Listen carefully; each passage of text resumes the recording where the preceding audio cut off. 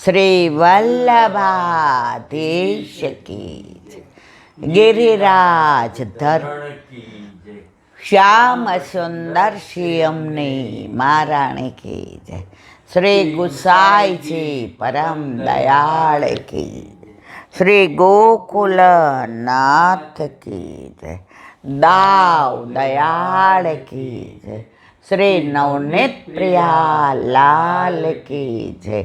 अपने माथे विराजता सेव्य स्वरूप की बधाई वैष्णव ने जाजा करीन जय श्री कृष्ण. जन्माष्टमी ने खूब खूब बधाई, खूब खूब बधाई, खूब खूब बधाई.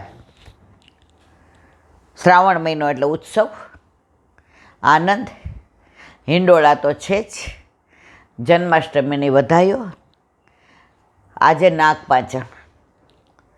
મર્યાદામાં નાગપાંચમ એટલે બધા નાગની પૂજા કરે ને એ બધો એમનો વિષય છે, આપણો નથી. પણ આપણા માટે આજે ઉત્તમ દિવસ, કારણ કે ગિરિકંદરામાં આપણે આજે ધોળ બધાય ગાશે. જે પુષ્ટિ માર્ગી હશે, ગિરિકંદરામાંથી પ્રગટ થયા શ્રી ગોવર્ધન રાય રે મધુરવાર, એ આખું ધોળ આજે જે પુષ્ટિ માર્ગી હોય એ ગાય. તો ગિરિકંદરામાં ઠાકોરજીની ઉર્ધ્વ ભુજાનું, હવે ઉર્ધ્વ ભુજા કેવી લાગે ખબર છે? આમ સર્પ હોય ને એ ટાઈપની લાગે. તો આજે વ્રજવાસીઓ આખું બધા જાણે છે લીલા, એટલે ટૂંકમાં કહું કે રોજ ગાયો ચરાવવા જાય, એમાં એક ગાય કાયમ ઓછી થાય, કાં મોડી આવે. બધાએ તપાસ કરી તો જોયું તો 4 આંચળથી ને એ ગાય ગિરિકંદરાની અંદર દૂધ સ્રવતી હતી. અંદર જોયું, આ તો પર્વતનો દેવતા જ લાગે છે કોઈ, એમ કરીને બધા ભેગા થયા. એ દિવસ કયો? આજે. અને 70 વર્ષ સુધી ભુજા આમ રાખી. ઠાકોરજીએ 7 દિવસ સુધી ગોવર્ધન ધારણ કર્યો હતો ને, 7 વર્ષની ઉંમરે 7 સૂર બંસીના વેણુના નાદથી, ઘણું બધું 7માં. તો આજે ઉર્ધ્વ ભુજાનું પ્રાગટ્ય, અને વ્રજવાસીઓ તો રોજ પછી ઠાકોરજીને દૂધ ને દહીં ને ગોરસ ને ભોગ ધરાવે. અને વ્રજવાસીઓમાં તો એવી માનતા થઈ ગઈ, માન્યતા, કે આ પર્વતનો દેવતા એવો ચમત્કારી છે, એવો કૃપાળુ છે કે જે માગીએ એ મળી જાય. હવે દાખલા તો હજારો છે. તમે શ્રીનાથજી ચરિત્રામૃત વાંચો તો હજારો દાખલા. એ કયા? આ જે શ્રીજી બાવા અત્યારે નાથદ્વારામાં બિરાજે છે, આ એની જ વાતો છે. કોઈ હજારો વર્ષો પહેલાંની આ વાત નથી. હવે હજારો વાર્તા એટલે હકીકત, એમાંથી એકાદ બે અનુસંધાન કરીએ. કારણ કે જો એ બધું કહેવા જઈએ તો આપણે મહિનો એ વાર્તામાં જાય. લેશું આપણે એ પણ, ઠાકોર જે જીવતા રાખે તો આપણે વિષય તો ઘણા બધા. પુષ્ટિ માર્ગમાં તો કંઈ કહેવા જેવું જ નથી. તો એક નવી પરણીને વહુ આવી હતી. હવે પહેલાંના જમાનામાં વહુને જસ નહોતો, એટલે કહેવત પડી હતી કે વહુને ને વરસાદને જસ નહીં. કાંઠિયાવાડીમાં તો એવી કહેવત, હવ ગયા હગે વગે અને વહુરિયા ઊભા પગે. અત્યારની વાત નથી, અત્યારે મારે કાંઈ નથી કહેવું. તો હવે વહુ પરણીને આવી અને બીજે દિવસે ભેંસ ખોવાઈ ગઈ. હવે બધા એને કહેવા માંડ્યા, કેવા પગલાંની તમારી વહુ આવી, આવતા વેસ આટલી મૂંઘી તમારી ભગરી ભેંસ વહી ગઈ, આવું તો કાંઈ હોતું હશે, આમ તેમ. વહુને ચિંતા થવા માંડી કે મારે આવ્યા પછી તરત આવું થયું તો મારે તો આ ઘરમાં રહેવું ભારે થઈ પડશે. હવે એણે સાંભળ્યું હતું કે આ પર્વતના દેવતાની માનતા કરીએ તો તરત સફળ થાય. તો એણે નક્કી કર્યું, હે પર્વતના દેવતા એટલે કે શ્રીજી બાવા, જો મારી ભેંસ મળી જશે, ઘણામાં ભેંસ છે ને ઘણામાં ગાય છે, તો હું તને 1.25 શેર, પહેલાં શેર હતા પાસેર હતા, અચ્છેર હતા, દોઢસેર હતા, બસેર હતા. હવે બધું કિલો નહીં બધું આવ્યું. તો હું તને સવાસેર માખણ અરોગાવીશ. હવે બીજે દિવસે ભેંસ મળી ગઈ, બધા રાજી રાજીને રેડ. ભેંસ જો ખોવાયેલી, વહુ કેટલા સારા પગલાંની. ભેંસ મળી ગઈ, ખોવાડી એટલે વહુ ખરાબ પગલાંની, મળી ગઈ એટલે વહુ સારા પગલાંની. હવે વહુએ તો સવાસેર માખણ જુદું કાઢ્યું, પણ વહુ પહેલાંના જમાનામાં એવું, અત્યારે ગમે ત્યાં ગમે. પૂછવું કેવી રીતે, પર્વતના દેવતા પાસે જવું કેવી રીતે, ઉપર જઈને આવીએ તો એ 2-3 કલાક થાય. એટલે એણે આટલો પિંડો કરીને રાખ્યો. હે પર્વતના દેવતા, આ તારા માટે જુદું રાખ્યો છે, પણ હું આવું કેવી રીતે? પછી બીજા દિવસે પાછું ઓલું જૂનું માખણ હતું ને એ ઓલામાં નાખી દીધું અને નવું તાજું કાઢ્યું. વળી ત્રીજા દિવસે એવું કર્યું. પછી વહુને વિરહ થયો, પર્વતના દેવતા, હું તારી પાસે ન આવી શકું. હું તને કેટલો પ્રેમ કરું તું જાણે છે, તો તું તો મારી પાસે આવી શકે ને.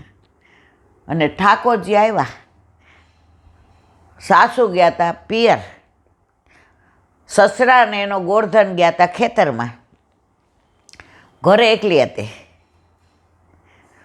અને સાંકળ ખખડાવી. ઓલું જૂનું એક ધોળ છે, મને એકાદ કડી જ આવડે છે, બહુ નથી આવડતું. છેલડા હો છેલડા માખણના કેલડા, રાધાજીના જીવન પ્રાણ છેલડા. છેલડા હો છેલડા માખણના ઘેલડા. હવે કે છે, હળવેથી આવજો સાંકળ ખખડાવજો, હળવેથી આવજો સાંકળ ખખડાવજો, જોજો ના થાય બુમરાણ છેલડા. છેલડા હો છેલડા માખણના ઘેલડા, રાધાજીના જીવન પ્રાણ છેલડા. સાસુ કઠોર છે, નણંદી ચકોર છે, સાસુ કઠોર છે, નણંદી ચકોર છે, કરી મૂકશે બુમરાણ છેલડા. છેલડા હો છેલડા માખણના ઘેલડા, રાધાજીના જીવન પ્રાણ છેલડા. તો આવી રીતે ઠાકોરજીને વિનંતી કરે છે, ધીમેથી આવજો, સાંકળ ખખડાવ, જોજો અવાજ ન થાય. અને મારી સાસુ તો કેવી છે ખબર છે ને તને, ઈલાબેન જેવી. અને નણદી તો બહુ જ ચકોર છે, આમ ઈશારામાં સમજી જાય. અને એવી બુમરાણ કરશે, આખા ગામને ખબર પડશે. હું બદનામ થાવ એનો મને વાંધો નથી મારા વાલા, તમે બદનામ થાવ ને એનો વાંધો છે. આ પહેલાં જૂના જે બધા ધોળ છે ને એ એટલા સરસ, એની અંદર એટલા ભાવ. અમે નાના હતા ને મારી બા એટલા ગાતી, ભણેલી નહોતી બિચારી, અંગૂઠા છાપ હતી, પણ કોઈ મંદિર આપણે બંગલે કે વૈષ્ણવ આવ્યા હોય કે એ ગામડે ગઈ હોય ને કોઈ ગાય ને એને હૃદયારૂઢ થઈ જાય. એને સર્વોત્તમજી મોઢે, એને 99 વલ્ભાખ્યાન મોઢે, પુરુષોત્તમ સહસ્ત્ર મોઢે.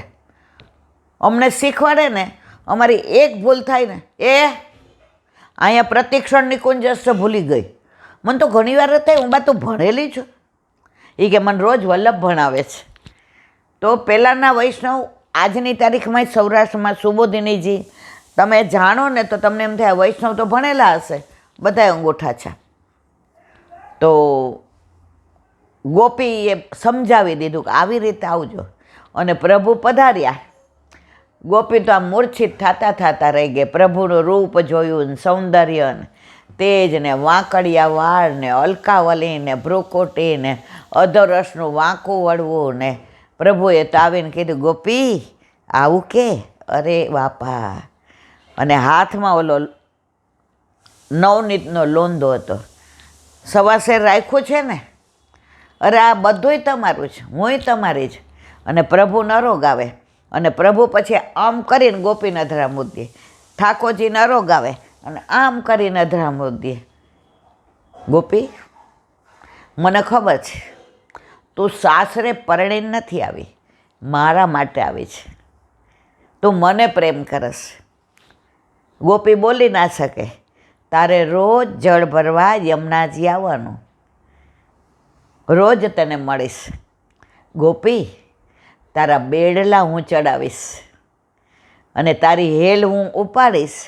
તારા ઘર સુધી હું હેલ લઈને આવીશ અને મારા પડછાયામાં તું ચાલીશ ગોપી, તો તને તાપ નહીં લાગે, તને મારા પડછાયાનો છાંયો લાગશે. ગોપી તો રાજી રાજીને રેડ થઈ ગઈ કે ભેંસ ના ખોવાઈ હોત તો મને આ આનંદ મળત. તો પ્રભુ જે પણ લીલા કરે છે ઘરમાં કે બહાર કે કુટુંબમાં, સમાજમાં, આર્થિક રીતે, માનસિક રીતે, શારીરિક રીતે, સામાજિક રીતે, જે પણ લીલા કરે છે લાંબા ગાળે આપણા હિતની જ હોય છે, એમાં કોઈ શંકાને સ્થાન નથી. તો આવા તો ઘણા પ્રસંગ. એક વહુની ગાય ખોવાઈ ગઈ. હવે ગોઈતી રાત સુધી, ક્યાંય મળે નહીં. હવે બધા કહેવા માંડ્યા, એ કે હવે મળતી હશે, રાત પડી ગઈ, હવે એ તો ક્યાંક બીજાના ટોળામાં વહી ગઈ હશે. આ વહુ જ આવી છે કે આ જો આવતા વેત આપણી આવી ભગરી મજાની કેવી ગાય, કેવું દૂધ આપતી હતી, બધા કરતાં આપણી જ ગાય વધુ દૂધ આપતી હતી. પણ આ આવી. વહુએ વિનંતી કરી, હે પર્વતના દેવતા, મારી ગાય જો આવી જશે ને તો હું હાલીને પર્વત ઉપર તારી પાસે આવી અને તને ગોરસના દાન આપીશ. અડધો કલાકમાં તો ગાય આવી ગઈ વાડામાં. બધાય રાજી થઈ ગયા. ખોવાયેલી ગાય મળે, બીજે ગઈ એવી મળે. આ વહુ કેવા હારા પગલાંની આપણને ગાય પાછી મળી ગઈ. સવારે કુંભનદાસ આવ્યા ખેલવા, એટલે ઠાકોરજી કે કુંભના મેરી એ બાહ દબા દે ને. અરે મારા પ્રભુ, આ હોજી ગયું છે, શું થયું? કુંભના કચ્છો ના ભયો. કુંભનદાસ કે ના મને સાચું કહ્યું, શું થયું? कुंभना वो नई गोपी ब्याह के आई है ना, वाकी गाय गुम हो गई थी। तो वाके घर में तो मालूम है तो ब्रजवासी की बात, बहुत धमाचकड़ी मची थी। तो उन्हें मौको बोला कि मेरी गाय, तो मैंने आज प्रयत्न किया तो गाय को जंगल में से उठाई, डाबी भुजा सो, और वाके खीरक में रख दियो। देख कुंभना, वो गाय को उठाने का दर्द इतना, तो पण अमने कहेवाय ने, गाय ने हंकारीने लई जवाय ने। ई के रातना गाय ने वरसाद पड्यो होय, पगमां वागी जाय, कादव होय, एनी खरी कोवळ होय, गाय क्यांय लपटी जाय, गाय ने कहे कुंभना गाय मन केवी वाले तने खबर छे ने, वाके लिए मैंने तो यूं करके खीरक में रख दी। कुंभनदास के छे कि अमे कहीए छीए कि अमे प्रभुना सुखनो विचार करीए छीए, पण प्रभु आप अमारा सुखनो विचार करो छो एवं दुनिया में, विश्व में, त्रिलोक में, ब्रह्मांड में कोई करे नहीं। त्यारनी बात होय कि आजनी बात होय, आजे पण आपणा घरे आपणा माथे बिराजता आपणा ठाकोरजी आपणा सुखनो विचार करे छे, एवा कोईना सुखनो नथी विचार करतो।